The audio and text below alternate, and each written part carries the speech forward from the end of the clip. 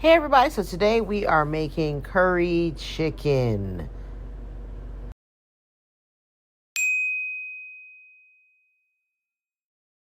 Quick, easy dish. This is a dish. It's just going to be the base dish.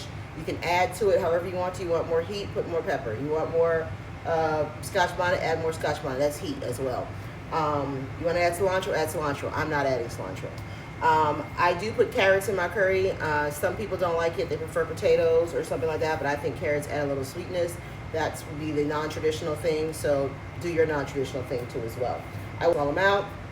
I've got onions, garlic, like I said, celery, carrots, my Badia Curry Powder, which is my favorite to use. I also have my essential seasoning, which you can get on my website at www.phenomenalfoodbychefholly.com in the shop. So let's go ahead and get this dish started. I hope you guys are having a beautiful Saturday morning. I hope you're encouraged. And God loves you. Chef Holly loves you. Let's get this going. Okay, so let's start off with some celery. I have about 4 or 5 clean ribs of celery that I'm just going to dice up. I'm going to match it with a little bit more onion, about equal parts, but normally you want to do double the amount of onion to do celery, but it's all good. We're going to have some baby carrots, and we're also going to have some garlic.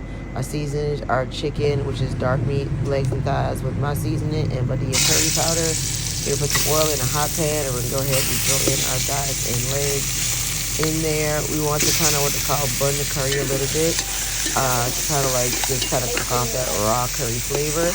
And we're going to add some more curry powder to this as well as we go. So right now, just burning the curry. We're going to add in the onions. We're going to add in the garlic. As much garlic as you want, celery and carrots. My onions work frozen. I do not throw out my onion. I keep it. And I just put it in the freezer. A good pinch of crushed red pepper for heat. A good 2 pinches of thyme. If you want to use scotch bonnet, absolutely use the pepper. We don't have to use the crushed red pepper, but I always keep it on hand just in case I don't have any fresh scotch bonnet around. So we're going to add a little bit more curry powder to that. You don't have to have the extra curry powder, completely up to you. I added a little bit of chicken bouillon, and then I added water right up to the top of the meat because we're braising. We're not boiling. And if you don't have any chicken bouillon, just use chicken broth. So vice versa. I use the water because I use chicken bouillon. If you have chicken broth, then you don't need to add the chicken bouillon, all right? So you just want to make sure that water or the liquid does not cover in the meat, cover it up.